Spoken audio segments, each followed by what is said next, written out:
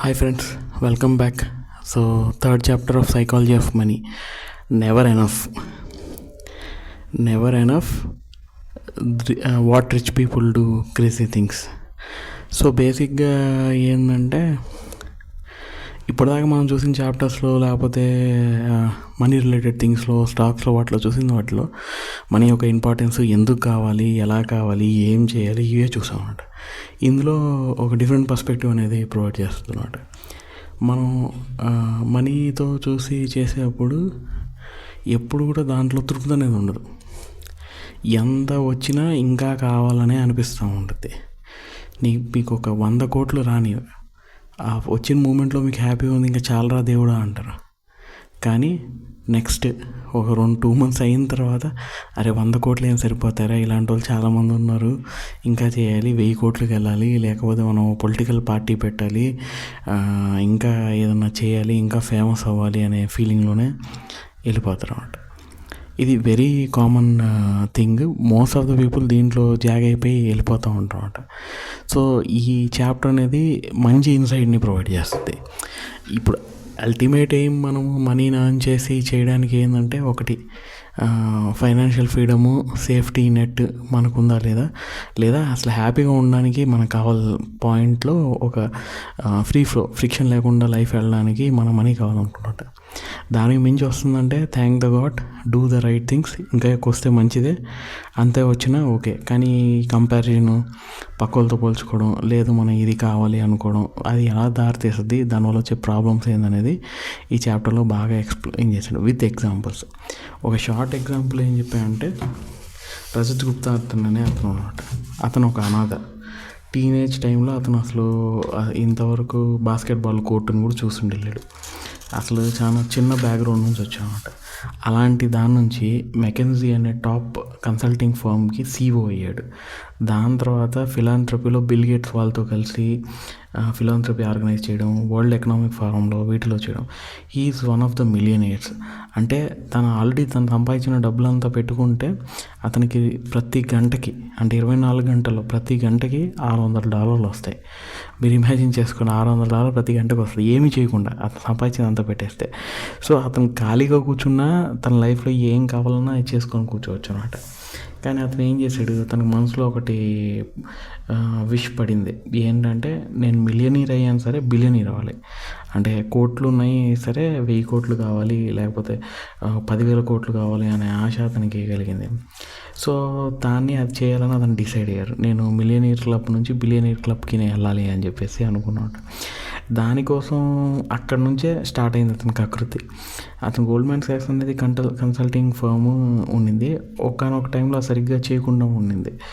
అప్పుడు ఏం చేశారు, Warren Buffett, one of the US biggest investor, still the biggest investor, వాళ్ళు ఒక ఆర్గనైజేషన్ని, గోల్డ్మ్యాన్ సాక్స్ అనే ఆర్గనైజేషన్ని సపోర్ట్ చేయడానికి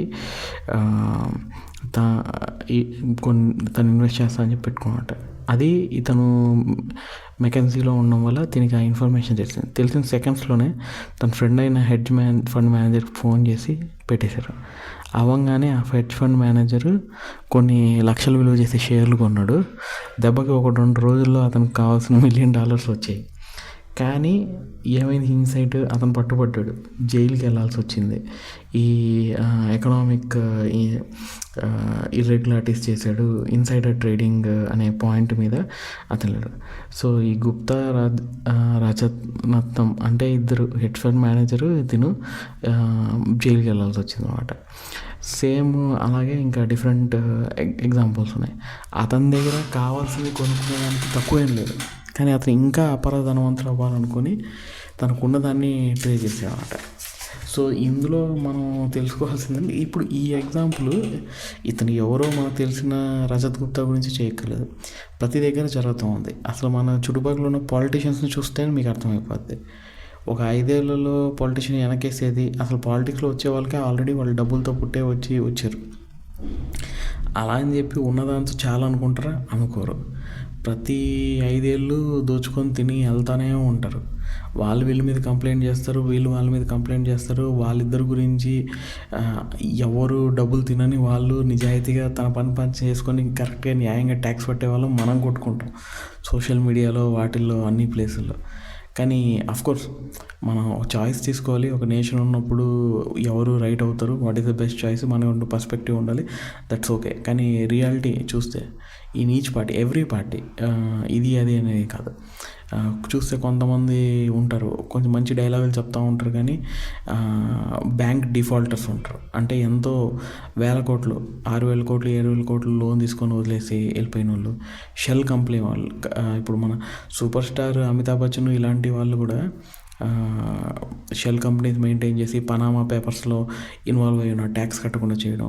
ప్లస్ మిగిలిన వాళ్ళు కూడా పెద్ద పెద్ద సెలబ్రిటీస్ యొక్క పిల్లలందరూ కూడా ఫార్మర్స్ కింద డిక్లేర్ చేసి అగ్రికల్చర్ ఇన్కమ్ అంటే ట్యాక్స్ పడదని చెప్పి చేసుకున్నారు. అట్లీస్ట్ అది న్యాయబద్ధంగా ఉంది. డబ్బులు మిగిలిస్తున్నారు, కకృతి పడుతున్నారు, కానీ దాంట్లో అక్కడ ఎవరిని చీట్ చేయట్లేదు. కానీ డైరెక్ట్గా చీట్ చేయడము, డబ్బులు దోచేయడము, ఒకదానికి రావాల్సిన దాన్ని ఇంకో దానికి సైడ్ లైన్ చేసి పంపించేసేయడము, రెగ్యులర్గా ప్రాసెస్ జరగాల్సిన దాన్ని వాళ్ళే కాంట్రాక్ట్ తీసుకునేసేసి చేస్తామని చెప్పేసి ఆ కాంట్రాక్ట్స్ అని వాళ్ళకి నచ్చిన వాళ్ళకి ఇచ్చుకునేసి అందులో కమిషన్లు తీసుకున్నాం, ఇవన్నీ చేస్తూ ఉంటారట. అది ఎంత ఎక్స్టెంట్ దాకా అనే దానికి ఏముండదు, లిమిట్ అనేది లేకుండదు. సో బేసిక్గా ఎలా ఉందంటే ఆ మనీ అనేది నిజంగా వాళ్ళకి అంత అవసరం ఉండదు. ఇప్పుడు మిలియనీర్ అయిపోతే తనకు కావాల్సింది తను చేసుకోవచ్చు, ఎంత లగ్జరీలో కావాలంటే అంత లగ్జరీలో ఉండొచ్చు, ప్రపంచంలో ఎక్కడికైనా ట్రాన్స్పోర్ట్ చేసుకోవచ్చు, దేశ విదేశాల్లో ఎక్కడైనా ఉండొచ్చు. ఏమి పని చేయకుండా అతను జీవితకాలం తను నచ్చిన లావిష్ లైఫ్ బతికేంత డబ్బులు ఆల్రెడీ అతను సంపాదించేసాడు, అయినా తృప్తి చెందలేదు. నాకు ప్రపంచంలో ఒక రికార్డెడ్ అమౌంట్ కావాలి అన్న జస్ట్ ఒక ఫీలింగ్ వల్ల తను చేసామట. సో మెయిన్ థింగ్ ఏంటంటే మన దగ్గర ఉన్నది, మనకి అవసరమైనది ఖచ్చితంగా, దానిని ఎప్పుడు కూడా అసలు మనకు అవసరం లేని దానికి, మన దగ్గర లేని దాని గురించి ఎప్పుడు రిస్క్ చేయకూడదు. అది ఈ చాప్టర్లో ఇచ్చే అన్నిటికన్నా ఇంపార్టెంట్ మెసేజ్. మెయిన్ థింగ్ ఏంటంటే ఫ్యూ థింగ్స్ రిమెంబర్ చేయాలి. ఇది అన్నిటికన్నా ఇంపార్టెంట్ లెసన్ అన్నమాట. మెయిన్ థింగ్ దేనికి అంత అటాచ్ అయిపోకూడదు. మనీ ఎర్న్ చేయాలి, థింగ్స్ చేయాలి, సాఫీగా పెట్టుకోవాలి, కానీ దానికి అటాచ్ అవ్వకూడదు, పోకూడదు, దానికి బానిస అయిపోకూడదు. మనకి మనీ వర్క్ చేసేలా ఉండాలి, కానీ దానికోసం మనం చేయాలి. ఇది మనం చాలా దగ్గరలో చూస్తూ ఉంటాం. మనం కెరియర్ స్టార్టింగ్లోనే ఏమనుకొని వచ్చి ఉంటాం, ఎలా చేస్తాం అనుకుంటాం, అవన్నీ చూస్తే వాటన్నిటితో పోలిస్తే మనకున్న లైఫ్ లుక్ బ్యాక్ చేసుకుంటే ఒక 15 years బ్యాక్ మనకేమున్నది, ఇప్పుడు ఏమున్నాయి, ఎలా జీవిస్తున్నామని చూసుకుంటే మనకు ఖచ్చితంగా సఫిషియెంట్గా ఎక్కువే ఉంటుంది. చాలామందికి, కొంతమంది అయి ఉండొచ్చు, ఏదో మయన్మార్లో భూకంపం వచ్చి ఆస్తులు పోయిన వాళ్ళు, లేకపోతే అన్ఫార్చునేట్ సిచ్యువేషన్లో పోగొట్టుకున్న వాళ్ళు, లేకపోతే బెట్టింగ్ యాప్స్ ఇలాంటి వాటిని నమ్ముకొని డబ్బులు పోగొట్టుకున్న వాళ్ళు, అత్యాసక్తి చెంది చేయడం వల్ల పోగొట్టుకున్న వాళ్ళు, డిఫరెంట్ థింగ్స్ వల్ల ఉన్నదాని స్థితికి తెక్కుంటారు. కానీ most of the crowd general discipline follow అయ్యి చూసుకుంటూ ఉంటే వాళ్ళు 15-20 years బ్యాక్ ఉన్న లైఫ్ స్టైల్కి, ఇప్పుడు ఎంజాయ్ చేస్తున్న లైఫ్ స్టైల్కి మనం కనుక లెక్కేసుకొని చూస్తే they are doing fine and very well. Okay, అది ఉండొచ్చు, మేబీ వాళ్ళకంటూ ఒక సొంత గోల్స్ ఉండొచ్చు, ఇంకేదైనా ఆస్పిరేషన్ ఉండొచ్చు. కానీ మెయిన్ థింగ్ ఏంటంటే ఫైనాన్షియల్లో అన్నిటికన్నా ఇంపార్టెంట్ స్కిల్ ఏంటంటే మీకు గోల్ పోస్ట్ ఉండాలి, అండ్ అది మూవ్ కాకూడదు, 100% మూవ్ కాకూడదు. అంటే నాకు ఇంత అమౌంట్ వస్తే చాలు, నేను ఇంకా నాకు డబ్బుల గురించి నేను ఆలోచించను అనే ఫీలింగ్ ఉండాలి. ఎందుకంటే ఆ పాయింట్ తర్వాత నుంచి ఇంక మనం ఎక్కువ ఎఫర్ట్ పెట్టడం, డబ్బుల గురించి కకృతి పడటం, ఏదో ఒకటి హెరాస్ చేసి అది తీసుకోవాలనుకోవడం అనే ఫీలింగ్ అనేది పోవాలి. మనకి ఎంత కావాలనేది మనకు ఖచ్చితంగా అండర్స్టాండింగ్ ఉండాలి. అది అందరూ లెక్కేసుకోవాలి. మనకి ఎంత ఖర్చు అవుతుంది, ఓకే ఖర్చులకి ఎంత అవుతుంది, కొంచెం దర్జాగా బతకాలంటే ఎంత కావాలి, ఇదే అమౌంట్ మనకి లైఫ్ లాంగ్ కొనసాగాలంటే ఎంత అమౌంట్ కావాలి. ఆ అమౌంట్ వచ్చేదాకా మనం కృషి చేయడం అనేది కరెక్ట్ పాయింటే, ఏమీ కాదు. సో దాంట్లో బ్యాలెన్స్ చేసుకుంటా, మనకు కావాల్సినవి నచ్చినవి చేసుకుంటా, మిస్ కాకుండా కొంచెం కొంచెం సేవింగ్ చేసుకుంటా, లేకపోతే ఇన్వెస్ట్ చేసుకుంటా వెళ్తూ ఉంటే బాగుంటుంది. కానీ ఆ మూవింగ్ గోల్ పోస్ట్ ఉంది, లేదు నేను ఒక 1 కోటి రూపాయలు వచ్చేస్తే బాగుండు అనుకొని మొత్తం కష్టపడి సంపాదించేసిన తర్వాత 1 కోటి రూపాయలు వచ్చాక, లేదు నెక్స్ట్ 10 కోట్లు సంపాదిద్దాం, 10 కోట్లు వచ్చినప్పుడు 100 కోట్లు, 100 కోట్లు వచ్చినప్పుడు 1000 కోట్లు, 1000 కోట్లు వచ్చినప్పుడు 1,00,000 కోట్లు, ఇంకా దానికంటూ లిమిట్ లేకుండా అయిపోతే అది ఏంది ఉపయోగం, ఎవరికి ఏం చేస్తారనేది ఎవరికి తెలియదు. అసలు మనం ఎంతగానో ఎంతోమంది తెలివైన వాళ్ళు కోట్లు సంపాదించాం అనుకుంటాం, అసలు వాళ్ళ లైఫ్లు ఎంత మీనింగ్ఫుల్ ఉంటాయి, ఎంత మీనింగ్లెస్గా ఉంటాయి అనేది ఎవరు అంచనా వేయలేరు. మనకి మెయిన్ లైఫ్లో కావాల్సింది ఒక ఫ్రీడమ్ ఉండాలి. మనకి ఏ మూమెంట్లో కావాల్సితే ఆ మూమెంట్లో చేయగలిగేంత ఫ్రీడమ్ ఉండాలి. ఓకే, మనం నచ్చిన వాళ్ళతో ఉంటున్నామా, నచ్చిన ఎన్వైరన్మెంట్లో ఉంటున్నావా, నచ్చినవి చేయగలుగుతున్నావా అనేది అన్నిటికన్నా ఇంపార్టెంట్ మ్యాటర్. అది అచీవ్ చేసుకున్నాం మన కోరికలు బట్టి. ఒక్కొక్కరికి ఒక్కొక్కలా ఉంటాయి. వేరే వాళ్ళ కోసం బతకడం వేస్ట్. ఇంకోటి సోషల్ కంపారిజన్ అనేది పెద్ద ప్రాబ్లం. ఫస్ట్ థింగ్ అయితే మన గోల్ పోస్ట్ అనేది మూవ్ కాకూడదు. ఒక పాయింట్ పెట్టుకునేది బాగా ఆలోచించుకొని ఇదే గోల్ పోస్ట్ అని చెప్పి పెట్టుకొని చేయాలి. దాని తర్వాత వస్తే మీరు చేస్తూ ఉంటే వస్తే అది సరదాగా చేసేయండి అంతే. వస్తే మంచిదే, కాదనేది లేదు, చేయొచ్చు, వేరే వాళ్ళకి హెల్ప్ చేయొచ్చు, ఇంకా లిబరల్గా ఉండొచ్చు. కానీ కంపారిజన్ అనేది స్టాప్ చేసేయాలి. ఇప్పుడు ఎంతకని కంపేర్ చేసుకుంటాం. ఇప్పుడు ఫర్ ఎగ్జాంపుల్ ఇక్కడ ఈ పాడ్కాస్ట్ ఇన్నోళ్ళు కానీ ఏమైనా చేసేవాళ్ళు కానీ ఎలాన్ మస్క్తో కంపేర్ చేసుకుని అతను కానీ ఎక్కువ డబ్బులు సంపాదించాలనుకోండి, లేదా బిల్ గేట్స్ కానీ ఎక్కువ డబ్బులు సంపాదించాలనుకోండి, అదేమవ్వదు. మనం ఎప్పుడు మన చుట్టుపక్కల వాళ్ళతో పోల్చుకుంటూ ఉంటాం. అతనికైనా 10 రూపాయలు ఎక్కువ సంపాదించాలనుకుంటాం. 10 రూపాయలు సంపాదించిన తర్వాత మనం తృప్తి చెందేసి సంపాదించేసాను, అచీవ్ చేశాను అని ఏదో పీకేసామని చెప్పి ఫీల్ అవుతూ ఉంటాం. దాని తర్వాత అతను మనకని ఇంకో 10 రూపాయలు ఎక్కువ సంపాదించడం స్టార్ట్ చేసాను, మళ్ళీ బాధ దిగులు, మళ్ళీ ఇంకో 10 రూపాయలు. ఎంతసేపు అని పరిగెడుతూ ఉంటాం. అదేదో ఎలాన్ మస్క్తోనో వీళ్ళతోనో పోల్చుకుంటే రియాలిటీ అర్థం అవుతుంది కదా, నువ్వు వాళ్ళతో పోల్చుకోలేదు, అట్లీస్ట్ నీకెంత కావాలో నీకు తెలుస్తుంది కదా.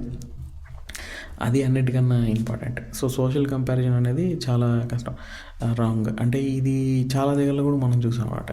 ఎట్లుండేదంటే ఒక సింపుల్ ఎగ్జాంపుల్ ఏంటంటే, ఇప్పుడు ఒక బేస్బాల్ ప్లేయర్ ఉన్నాడు, అతనికి $5 lakh ఇయర్ వస్తుంది. అదేం పెద్ద చిన్న విషయం కాదు కాంట్రాక్ట్లో. కానీ ఇంకో 12 year అతను ఉంటాడు, అతను ఇంకా సూపర్ ఆడుతాడు అనమాట. అతనికి 36 lakhs వస్తుంది. $36 lakh అనేది అమౌంట్ కింద కాంట్రాక్ట్లో వస్తుంది. ఈ 5 lakh అతను దిగులు పడిపోయి ఇతనిలా చేయాలని చెప్పి ట్రై చేసి ఏదేదో చేయడం రాంగ్.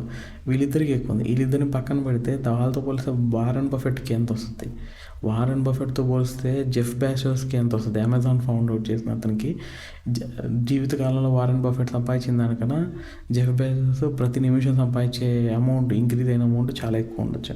సో నువ్వు బాల్ పార్క్ చేసి పెట్టుకొని మెజర్ చేస్తావు. ఇలా చేస్తూ పోతే ఏమొస్తుంది అని చూసాను. ఇప్పుడు జూదం ఆడేవాళ్ళు కూడా అన్నమాట. ఈ ఆథర్ చెప్తుంటే తనకు ఫ్రెండ్ ఉండేవాడు, తను ప్రతి సంవత్సరం లాస్ వేగాస్కి వెళ్ళేవాడు, వెళ్ళి జూదం ఆడేవాడట. సో అందులో చెప్పిన పాయింట్ ఏంటంటే, డబ్బులు వెనక్కి మనం తెచ్చుకోవాలంటే గేమ్ స్టార్ట్ చేసిన వెంటనే ఆపేసి వెనక్కి వచ్చేసేయాలి. అంటే ఆడకూడదు. మనం ఎప్పుడైతే ఈ మనీ గేమ్ని ఆడడం స్టాప్ చేసేస్తామో అప్పుడే హ్యాపీగా ఉండడం అనేది స్టార్ట్ అవుద్ది, లేదంటే అవ్వదన్నమాట. థర్డ్ పాయింట్ ఏంటంటే, enough is two little. So మామూలుగా మనకి ఏమనిపిస్తుంది అంటే, ఎనఫ్ అనే వర్డ్ అంటే ఎనఫ్ చాలా తృప్తి అనేది కాదు, అసలు మనకి ఎంత సాధించాలి ఇది చేయాలి అనుకుంటారు కదా. మనం ఆల్రెడీ టేబుల్ మీద ఉన్న ఆపర్చునిటీని వదిలేసి ఇంకా మనకు వద్దులే అన్నామని కాదు. మెయిన్ థింగ్ ఏంటంటే, మనకి ఇంత తింటే సరిపోద్ది. మనం మొత్తం పొట్ట నిండేదాకా తింటే మనకు వామిటింగ్ తప్ప, ఆరోగ్యం చెడిపోవడం తప్ప ఏమీ రాదు. ఎంత కావాలో అంతే తినాలి అనే పాయింట్ తను స్ట్రెస్ చేసి చెప్తూ ఉంటాం అన్నమాట. And they are many things never worth risking no matter the potential growth. కొన్నిసార్లు ఆ పాయింట్లో పెడితే ఎంత గ్రోత్ ఉన్నా కానీ కొన్ని థింగ్స్ని మనం రిస్క్ చేయలేం. ఎలాంటి థింగ్స్ మనం రిస్క్ చేయలేం అంటే, రెప్యుటేషన్ని కొన్నిసార్లు మనం రిస్క్ చేయలేం. అంటే మీకున్న మంచి పేరుని మీరు తాకట్టు పెట్టలేరు. అంటే మీరు చెప్పిన మాట పోగొట్టుకునేసి చేసేది. ఇప్పుడు యూజువల్గా పొలిటీషియన్స్ చెప్తూ ఉంటారు, ముందర ప్రామిస్లు 1000-100 చేస్తూ ఉంటారు. అన్నీ ఒక పార్టీకి ఈ పార్టీ కాదు, ఎవరో కొంతమంది రేర్గా ఉంటారు, ఏదో చేసుకుంటూ వెళ్తూ ఉంటారు అంట, చెప్తారు, ఉత్తమ మాటలు చెప్తామంట. వాళ్ళు నమ్మి నిజంగా చేస్తారన్న ఆశ కలిగించేసేది. వాళ్ళు చేయకపోతే ఏమవుద్ది, తర్వాత తిట్టుకుంటారు. దాని నుంచి ఎక్స్పెక్ట్ చేసే వాళ్ళు ఉంటే తిట్టుకుంటారు ఖచ్చితంగా, వాళ్ళు రావాలని దాన్ని పోగొట్టుకుంటారు. అలాగే మీరు కూడా ఒకళ్ళ దగ్గర అప్పు తీసుకునేసి ఇవ్వకుండా ఉండేది, తీసుకునేప్పుడు మంచిగా మాట్లాడేసేసి వాళ్ళ అవసరం తీరిపోగానే వెనక్కి ఇవ్వాలంటే అబ్బో ఎంత కష్టం. చాలా కొద్దిమందే కరెక్ట్గా నేను పలానా టైంకి ఇస్తాను, పలానా టైంకి ఇవ్వలేను, ఇప్పుడు నాకు కుదరదు అని చెప్పి కమ్యూనికేట్ చేయగలుగుతారు. దానివల్ల అవతల వాళ్ళకి ఇబ్బంది ఉండదు, వీళ్ళకి ఇబ్బంది ఉండదు, వాళ్ళ మీద ఒక రెస్పెక్ట్ అనేది ఏర్పడుతుంది. ఓకే, పలానా వ్యక్తికి మనం ఏదైనా హెల్ప్ చేస్తే he will use it with diligence and repay it back and be thankful to it. Thankful to it అనేది పక్కన పెడితే అట్లీస్ట్ ఒకరికొకరు హెల్ప్ చేసుకోవాలి, హ్యూమన్స్ కాబట్టి. కానీ ఒక హెల్ప్ చేసే అతనికి ఆ హెల్ప్ చేసే ఇంటెన్షన్ని డిస్ట్రాయ్ చేయకుండా చూడండి. అంటే అవతల వ్యక్తి తీసుకొని ఒకరి దగ్గర మనం ఇవ్వకుండా, ఫోన్లు ఎత్తకుండా, చేసి ఏం చెప్పకుండా చేస్తే నెక్స్ట్ టైం నిజంగా జెన్యూన్ కేసులో అవసరం ఉండి తీసుకునేవాడు ఏం చేయగలుగుతాడు. అలాగే ఫ్యామిలీ అండ్ ఇండిపెండెన్స్ అనేవి, ఫ్రీడమ్ అండ్ ఇండిపెండెన్స్ అనేవి చాలా ఇన్వాల్యుబుల్. మీరు జైల్లో పెట్టేసి ప్రతిరోజు మీకు ₹1,00,00,000 ఇస్తే తీసుకోగలుగుతారా? జీవితాంతం జైల్లో ఉండాలంటే ఏం చేసుకుంటారా ₹1,00,00,000? మీ ఫ్యామిలీ వాళ్ళు ఎంజాయ్ చేస్తారు, వాళ్ళు తిరుగుతారు, సరే, మీరు ఉండగలుగుతారా? మీకన్నా ఏది ఎక్కువ కాదు కదా. ప్లస్ ఫ్యామిలీ అండ్ ఫ్రెండ్స్, వాళ్ళు ఇన్వాల్యుబులే. మన టైము, మన ఫ్యామిలీకి ఇచ్చే టైము, ఫ్రెండ్స్కి ఇచ్చే టైము, మనం చేయగలుగుతున్నాం లేదా, అవసరమైనప్పుడు మనం నిలబడుతున్నామా లేదా అనే దాన్ని బట్టి కూడా మనం చూసుకోవాలట. ప్లస్ మనకి ఇష్టమైన వాళ్ళ కోసం, మనకి నచ్చిన వాళ్ళు ఉండడం అనేది కూడా లైఫ్లో ఇన్వాల్యుబుల్. ఇంకోటి హ్యాపీనెస్ అనేది కూడా ఇన్వాల్యుబుల్. అసలు మెయిన్ అన్నిటికన్నా పెద్ద ప్రాబ్లం ఏంటంటే మనకు తెలియాలి వెన్ యు ఆర్ ఎనఫ్, ఇది నాకు ఇంకా చాలు అనే పాయింట్ మీకు వచ్చిందా రాలేదా, లేదా అది ఏంటి, ఆ పాయింట్ ఏంటి అనేది మీరు డిఫైన్ చేసుకోవాలి ఖచ్చితంగా. సో లైఫ్లో అది డిఫైన్ చేయడం అనేది చాలా ఇంపార్టెంట్. మెయిన్ థింగ్ ఏంటంటే మోస్ట్ పవర్ఫుల్ టూల్ ఈ ఎనఫ్ అనేది బిల్డ్ చేయాలంటే మీరు చేసే రిస్క్ ఉన్న వాటిని డ్యామేజ్ చేయకూడదు. అది అన్నిటికన్నా ఇంపార్టెంట్ పాయింట్. ఉన్నదాన్ని చెడదొబ్బకుండా కొత్త వస్తే పర్లేదు, ఉన్నదాన్ని మొత్తం పాడు చేసేసి వేరే వాటిని రిస్క్ చేస్తున్నారంటే ఉన్నవాటి పోతే మీరు తట్టుకోగలరా అనేది చూసుకోవాలి. అలానే ఉన్న వాటిలో కూడా మరీ టూ మచ్గా దేనికి అటాచ్ అవ్వట్లేదు. ఏదైనా ఎప్పుడైనా పటాపంచలు అవ్వచ్చు. ఏదైతే మనం గర్వపడతాం, ఏదో చూస్తున్నాం, ఏం చేస్తున్నాం, పక్కన వాళ్ళు చూసి మనం వేరే ఎక్స్పెన్సివ్ థింగ్స్ కొనేది, ఎక్స్పెన్సివ్ గ్యాడ్జెట్స్ కొనేది, ఇవన్నీ మానేసేయండి. నిజంగా మనకి ఏది ఉపయోగం, మనకి ఏది అవసరం, లేదా మనకి దీని పట్ల బాగా ఒకదాని పట్ల బాగా ఇది ఉంది, లేదా నాకు ఫోన్ అంటే బాగా ఇష్టం, సో నేను ఫోన్ ఒకటి గట్టి కొనుక్కుంటాను, కానీ మిగిలినట్టు నేను పట్టించుకోను. లేదు ఒకళ్ళకి బట్టలు అంటే బాగా ఇష్టం, వాళ్ళు అదొకటే తీసుకుంటారు, ఉన్న దాంట్లో దానికి ఖర్చు పెట్టుకుంటారు, మిగిలిన వాటికి ఖర్చు పెట్టుకోరు. That's fine. మనం మన జీవితంలో సరదాలు అవి తీర్చుకోవాలి, చేసుకోవాలి. అన్నీ మనకు కావాలా కానీ అని ఎక్కువ కూడా తీసుకుని ఇన్సాటిబుల్ అపిటైట్ ఉంటే మాత్రం తర్వాత కష్టం అవుద్ది. దానివల్లే ఎక్కువ చిక్కులు వస్తాయి, ఉన్న పేరు ప్రతిష్ట పోద్ది. అఫ్కోర్స్ ఈ కాలంలో పేరు ప్రతిష్ట గురించి పెద్ద ఆలోచించే వాళ్ళు ఎవరూ లేరు, అందరికీ వస్తూ ఉన్నాయి, పోతూ ఉన్నాయి. ఇంతకుముందు కాలంలో ఉన్న మనుషులకు ఉన్న స్టెబిలిటీ, స్ట్రెంగ్త్ ఇన్ క్యారెక్టర్ ఇదైతే ఇప్పటి కాలం వాళ్ళల్లో లేదని చెప్పాలో, లేకపోతే చేంజ్ ఇన్ డైనమిక్స్లో అదంత సిగ్నిఫికెంట్ కాదని తెలుసుకున్నారో ఏమో, మరి అలా ఉంది. సో మెయిన్ దీంట్లో గుర్తుపెట్టుకోవాల్సిన పాయింట్ ఏంటంటే ఎప్పుడు కూడా మీకు ఖచ్చితంగా కావాల్సినది ఉన్నదాన్ని ఎప్పుడు కూడా లేదు, అవసరం లేని దాని గురించి ఎప్పుడు తాకట్టు పెట్టకండి. అది నిజంగా కావాలి, మనకి అవసరం అంటే దానికి మనం చేస్తాం. అంటే ప్రాణాపాయ స్థితి ఉంది, ఇల్లు అమ్మాలా, చేసుకోవాలా, ఓకే ఫైన్, అందరు ఇంట్లో ఉన్నవాళ్ళు రోడ్డు మీదకి వచ్చినా ఒకళ్ళు ప్రాణం కాపాడాలి మన ఫ్యామిలీ మెంబర్స్ అంటే చేయాల్సి వస్తుంది, చేసినా తప్పదు, అది ఖచ్చితంగా అవసరమైన విషయం. లేదు మేము సరదాగా ఒక బిజినెస్ చేయాలి, లేకపోతే ఒక బెట్టింగ్ యాప్లో బెట్టింగ్ చేయాలి, నాకు 100 కోట్లు చేయాలని చెప్పి ఉన్న ఇల్లుని తాకట్టు పెట్టి, బంగారాన్ని తాకట్టు పెట్టేసేసి చేసి మనం అత్యాశకి చెంది వెళ్తే అది ఎప్పటికీ నష్టమే కలుగుతుంది.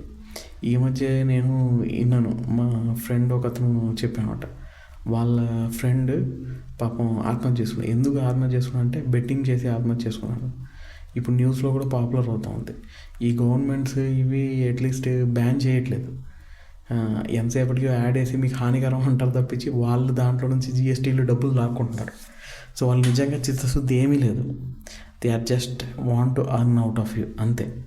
సో మీ జీవితం మీరు చూసుకోండి. ఎవరో కొంతమంది ఉంటారు, కొన్ని ఫిలాసఫీస్, స్ట్రాటజీస్ పెట్టుకుంటారు, కానీ ఈ కాలానికి వచ్చేసరికి అయితే అంత డొల్ అయింది. కానీ మనం గమనించుకోవాల్సింది కూడా అదే, choosing A person, talking to A person చూసేదానికి అసలు ఏం జరుగుతుంది ఏంటి అనేది కొంచెం గమనించుకొని చేయాలి. But it's a very interesting perfect. అంటే ఎప్పుడు ఇది కావాలి ఇంపార్టెంట్ అనేది కాకుండా ఎంత కావాలి ఎంత ఉంటే చాలు అనేది చెప్పారు. So thank you.